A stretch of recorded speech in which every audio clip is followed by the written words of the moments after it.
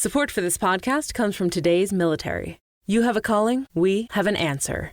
You want to have meaning in whatever you do, from improving your community to making the world a better place. You can find that fulfillment in today's military. You have a calling, we have an answer. Learn more at today'smilitary.com.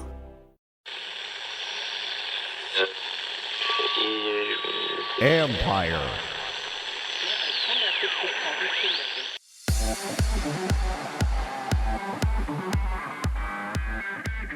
The pandemic showcased the need for monitoring the betting markets. Last year, we monitored over 600,000 sports fixtures around the world, and it was just over 500 that were deemed as suspicious. But really, but any match fixing, of course, is detrimental. That's Andy Cunningham, head of integrity at Sportradar, where oversight matters as the gambling markets widen. This is the Future Sport Podcast. I'm Bram Weinstein.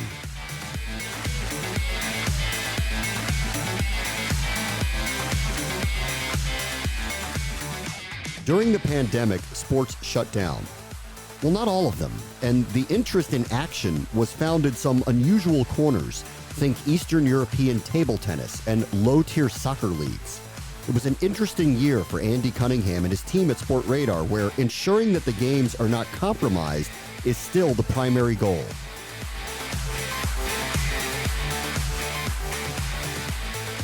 Our guest this week is the head of integrity at Sportradar, Andy Cunningham, as we look into match fixing and all the issues in and around keeping the integrity in the games that we watch and, of course, bet on. Hey, Andy, how are you? Hey, Brad. I'm good, thanks. And thanks for having me on the show. Let's talk a little bit about the pandemic for a moment. How has this kind of creeped into Sportradar's world? What issues have you come across as the pandemic has happened here worldwide? Yeah, so in my sort of specialist area and division at Sportradar, which is integrity services, where I guess very briefly I'll explain what we do and what that is. You know, we are a small but important division of Sportradar, about 100 individuals who essentially use the data and technology we have at the company to help sport bodies, governments and law enforcement tackle sporting corruption, match fixing, and other corruption areas. And we've been doing this for over 15 years. And we offer a variety of different services, broadly speaking, broken down into sort of four areas, which the key one and the core one is what we call our bet monitoring, which is essentially, like monitoring the stock exchange for insider trading. We monitor the global betting markets for signs that a game may have been corrupted or fixed, and then report that to the partner and help them investigate. We also do a lot of work in the education space, education programs for athletes, and also in the intelligence and investigation space. But in terms of our sort of bet monitoring, where we've been doing this for over 15 years, and we work with over 80 sports governing bodies globally, including big global bodies such as FIFA, IOC, and then here in the US we work with over 15 partners, all the major leagues, MLB, NFL, NBA, NHL, MLS, NASCAR, United Soccer League, and others, where this bet monitoring service is running for them. And in these 15 years, we have regularly detected attempts to fix games. I think over 5,300 since 2005, and really in the pandemic, we've seen the landscape change, and in certain levels of sport and certain sports, the threat and the risk increase. I mean, the good news is there's a tiny percentage of matches that are ever deemed as suspicious. Typically under 1%, even under 0.5% of the total number of matches that we look at or we monitor are ever deemed suspicious. Last year, we monitored over 600,000 sports fixtures around the world, and it was just over 500 that were deemed as suspicious. But really, any match fixing, of course, is detrimental to sport. And really, what we've seen in the pandemic is, to get back to your original question, is match fixers have diversified and looked to exploit the vulnerabilities that the pandemic has caused in terms of obviously a lot more sports teams, athletes, leagues facing financial hardship, and match fixers have diversified their techniques to look to exploit those that are now more vulnerable. and I can dive into a bit more detail on some of the trends we've seen, if you would like. Yeah, I would actually. I don't think people think about the financial hardship that the teams and leagues are potentially going through. What more can you tell us about it? Yeah, no, of course. And as I touched on last year, we saw just over 520 matches reported as suspicious, and this is where, in our expert opinion, we are saying that we believe, those matches have been targeted by match fixers and fixed, and that's not a decision we take lightly. Of course, there's a number of steps to get to that what we call escalation stage, because obviously it's a massive thing for a sports league if we're telling them that one of their games is potentially fixed and they're going to have to look into it. And really, that last year, those 500 matches, they came from a number of different sports around the world: soccer, basketball, esports, tennis, table tennis, volleyball, ice hockey, handball, the list goes on. Some of the sort of key sort of trends we saw were, for example, in soccer, where, friendly matches sort of played warm-up matches before a season, for example. We saw a 60% increase in the number of suspicious matches in 2020 that were soccer friendly to over 50 matches. We saw, the lower tier of sport, if you like, sometimes 2, 3, 4, 5 divisions down in certain sports and countries, and youth levels being more widely targeted in 2020 than previously. For example, in soccer alone, we saw, I think, it was over 140 suspicious matches from 16 different countries at that level. Esports, I think something you've looked at before, Ryan, on your podcast. We definitely saw a marked increase there as well. From only a handful of suspicious matches in 2019 to close to 40 in 2020 that we reported to pilots, including some in North America. A couple of other sports. Table tennis saw a massive increase. Table tennis was a sport that during the pandemic was able to keep going more than other sports, to say. And again, we saw a big increase in suspicious matches there. And basketball as well, globally. We've seen a sharp increase in the last 2 years, really, even before the pandemic, where, last year we saw close to 50 suspicious matches in basketball globally. So, essentially the threat of match fixing, it's always been there, but the pandemic has heightened it. Support for this podcast comes from Goldman Sachs. What do Goldman Sachs experts and leading thinkers have to say about trends shaping markets, industries, and the global economy? Stay informed with the latest insights from Goldman Sachs on the economic and market implications of COVID-19. Available on our podcasts at gs.com/COVID-19 or any of your favorite podcast platforms. I want to focus in on just one of those lower tier sports for a moment, table tennis, which got a lot of publicity in America during the complete shutdown of most of the sporting leagues in the early parts of the pandemic. And they were one of the few things that were available globally, and bettors, obviously, whether they had any knowledge of the competitors or the game itself, were flocking to it. Did you see an increase, and do you link that to the amount of attention and exposure? Or was there always some corruption going on there? It's just we were paying attention to it now because there were less other options.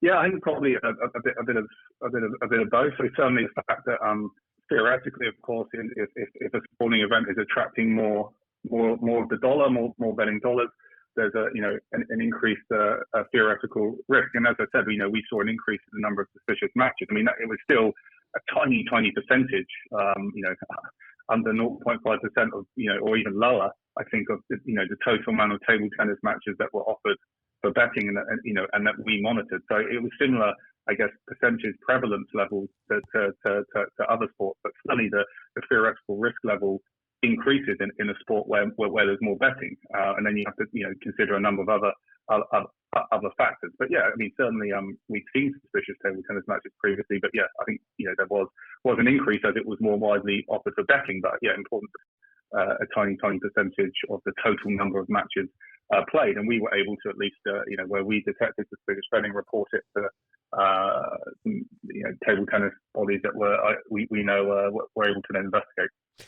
Can you talk about esports as well? You had brought that up. Obviously, that is a huge, I don't even know if emerging is the right word for it anymore. It's just a massive, massive audience and a massive, massive explosion of competitions that are occurring.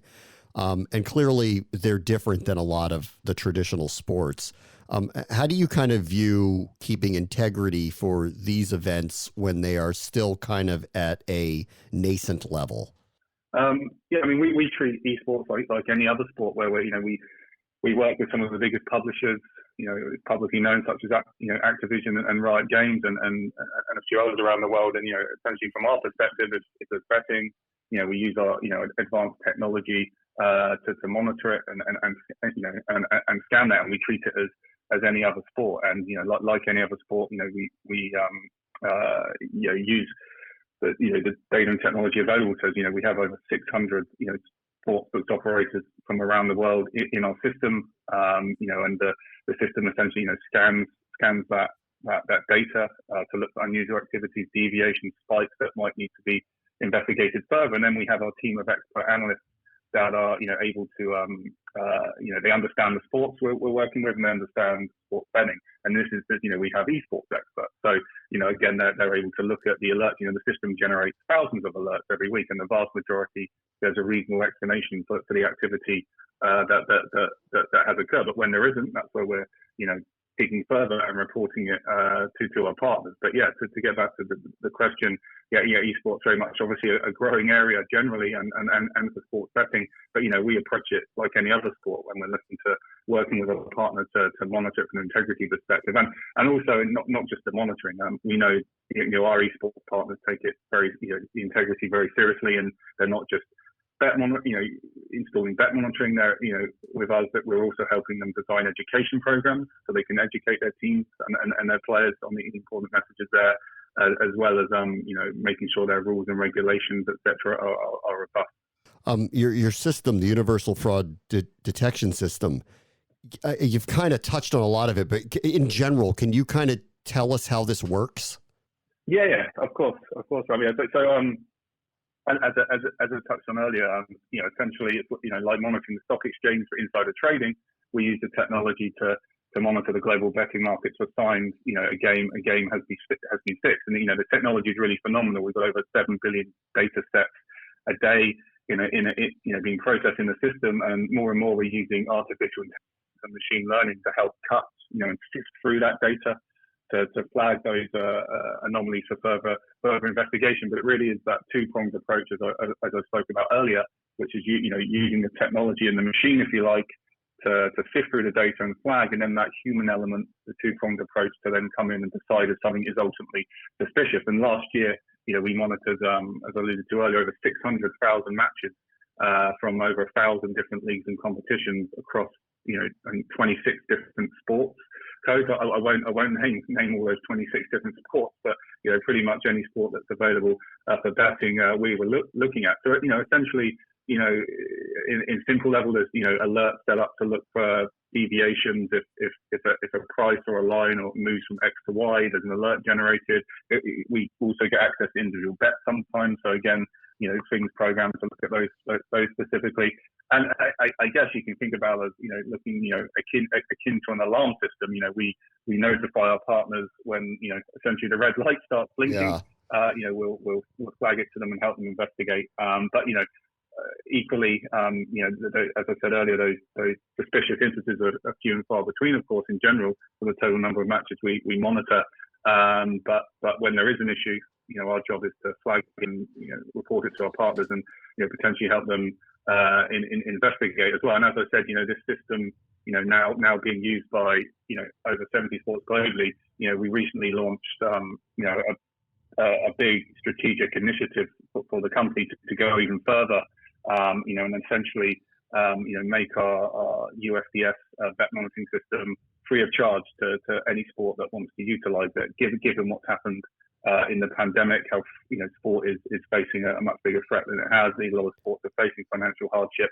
We wanted to make our sort of commitment and what we do in the integrity space even more stronger by doing what we can. And essentially we're offering our service for free to any sports league that wants to use it, to give them that protection. I think it probably goes without saying that what you're talking about is the core to your business, right? I mean, if you guys are able to provide the integrity back to the betting operators, the leagues, it's an invaluable service.